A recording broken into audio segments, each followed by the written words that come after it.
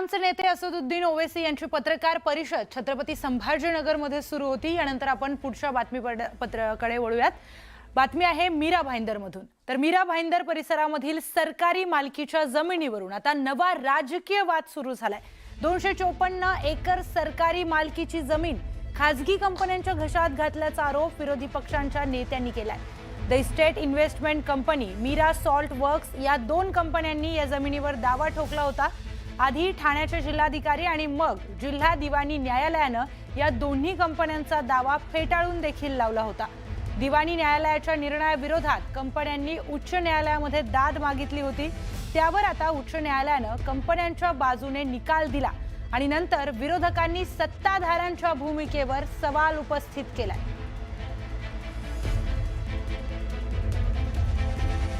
तर मीरा भाईंदर मधील हे सरकारी जमीन प्रकरण नेमकं काय आहे पाहूयात। ठाण्याच्या भाईंदर मध्ये 254 एकर सरकारी जमीन आहे। The estate investment Meera salt works या कंपनीचा दावा आहे की दोन्ही कंपन्यांची सर्वोच्च न्यायालयामध्ये दोन्ही कंपन्यांनी धाव घेतली आहे। सर्वोच्च न्यायालयाचे जिल्हाधिकाऱ्यांकडे अपीलाचे आदेश आहेत। तर दोन्ही कंपन्यांचा ठाणे जिल्हाधिकाऱ्यांकडे अपील केलेलं आहे। आता ठाणे जिल्हाधिकाऱ्यांनी कंपन्यांचा अपील फेटाळून लावला आणि त्यानंतर जमीन सरकारकडे वर्ग करण्याचे जिल्हाधिकाऱ्यांनी आदेश दिले।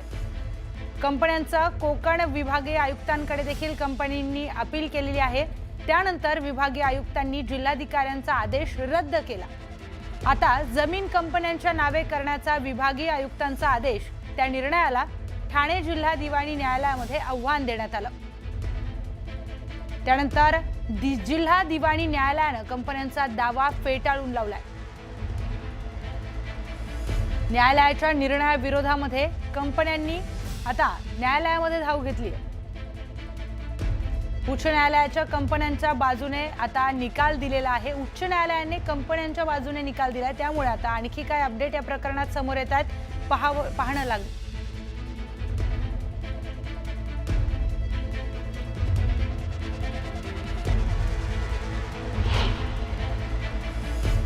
सदर जमीन कंपनीने उच्च न्यायालयामध्ये अपील दाखल केली आणि दुर्दैवानं ही 6000 कोटीची मूळ मालकी असलेली ही जमीन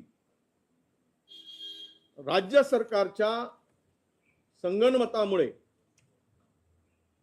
राज्य सरकारच्या हातमिळवणीमुळे 6000 कोटीच्या मालकीची निर्णय सर्वोच्च न्यायालयाने घेतला। याचं कारण की राज्य सरकारने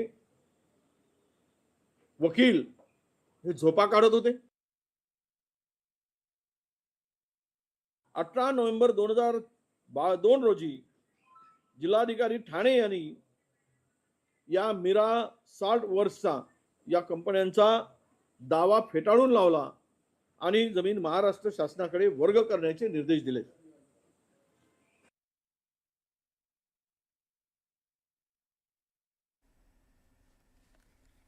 ही 254 एकर जमीन कोट्यावधीमध्ये हजारो कोटीची जमीन, सरकारी मालकीची जमीन या उच्च न्यायालयाच्या कालच्या निर्णयामुळे खासगी व्यक्तींना देण्यात आली।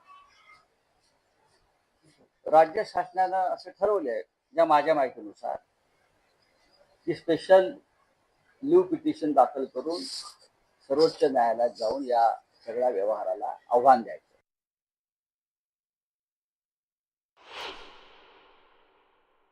तर मीरा भाईंदरच्या या सरकारी जमीन प्रकरणी विरोधकांनी आता सत्ताधाऱ्यांवर टीका करायला सुरुवात केलेली आहे।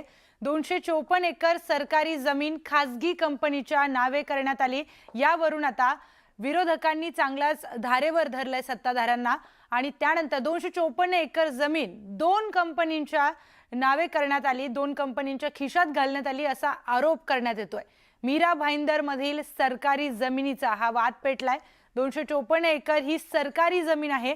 या दोन कंपन्या कुठल्या, तर द इस्टेट इन्व्हेस्टमेंट आणि मीरा सॉल्ट वर्क्स या दोन कंपन्या आहेत आणि या कंपन्यांचा दावा आहे की दोन्ही कंपन्यांची सर्वोच्च न्यायालयामध्ये त्यांनी धाव देखील घेतली आहे। या संदर्भात आपण सविस्तर माहिती जाणून घेऊयात आपले प्रतिनिधी प्रशांत बाग यांच्याकडून। प्रशांत, या सगळ्या प्रकरणामध्ये आता नवनवीन खुलासे समोर येतात। विरोधकांनी देखील सत्ताधाऱ्यांवर टीका केली आहे। काय अधिकचा तपशील आहे?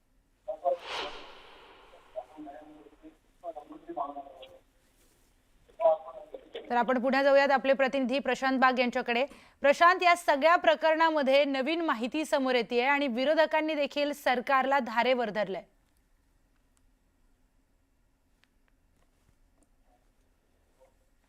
मीरा भाईंदर मधील सरकारी जमिनीचा हे प्रकरण आहे. सरकारी जमिनीचा वाद आता पेटलाय.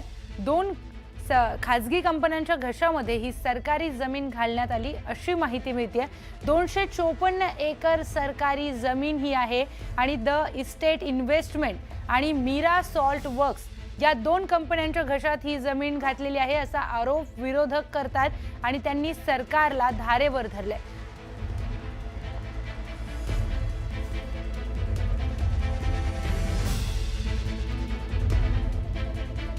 आपण बोलूयात या संदर्भामध्ये आपले प्रतिनिधी प्रशांत बाग यांच्याशी. प्रशांत, या सगळ्या प्रकरणामध्ये नवीन खुलासे समोर येतात आणि त्यामध्येच आपण बघतोय की विरोधकांनी सत्ताधाऱ्यांना धारेवर धरलंय. नक्कीच दोन महत्वाच्या गोष्टी सगळ्या या पूर्ण प्रकरणात दिसून येत आहे आणि या सगळ्या प्रकरणामध्ये ज्या पद्धतीनं ठाणे कोर्टानं 2018 साली खरं तर हा निकाल दिला होता आणि उच्च न्यायालयानं त्यांचा निकाल कायम ठेवताना अत्यंत महत्वाचे निरीक्षण नोंदवलेले. 1870 साली जो ऐतिहासिक करार झाला होता तो करार कोर्टानं मान्य केला, त्याच्यावर शिक्कामोर्तब केला. 999 एकर जमीन जी आहे ही 3000 म्हणजे 999 वर्षांच्या भाडेपट्ट्यावर 3688 एकर जमीन ही त्यांना दिली होती ब्रिटिश सरकारनं. रामचंद्र, लक्सू मोंजी आणि त्यांच्या वारसांना हे कोर्टानं शिक्कामोर्तब केलं. हे सगळ्यात महत्वाचं आहे.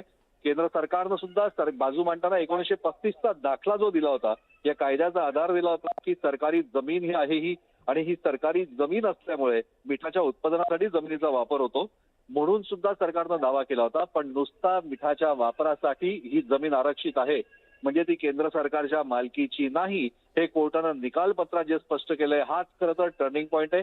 या सगळ्या प्रकरणामध्ये जर का आपण बघितलं तर वर्ग 2 जमीन जी आहे ती हस्तांतरित होऊ शकत नाही. मग वर्ग 2 जमीन ही हस्तांतरित होऊ शकत नसताना मग नेमकं सरकारी वकिलांनी कोणत्या प्रकारे बाजू मांडली, त्यांच्या बाजू मांडण्यामध्ये कागदपत्रांमध्ये की सादर केलेल्या पुराव्यांमध्ये अपूर्णता होती का, असे अनेक प्रश्न आता उपस्थित झालेले आणि याचमुळे सरकारी वकील किंवा या अभिलेखावर जी नोंद बदललेली आहे ही अभिलेखावरची नोंद कोणी बदलली हा सुद्धा प्रश्न आता समोर येतोय. 1870चा आधार घ्यायचा का 1935चा आधार घ्यायचा हाही प्रश्न समोर येतोय. या सगळ्या प्रकरणात चंद्रशेखर बावनकुळे यांनी म्हटलंय की आम्ही सर्वोच्च न्यायालयात उच्च न्यायालयाच्या या निर्णयाविरोधात दावा दाखल करणार आहोत.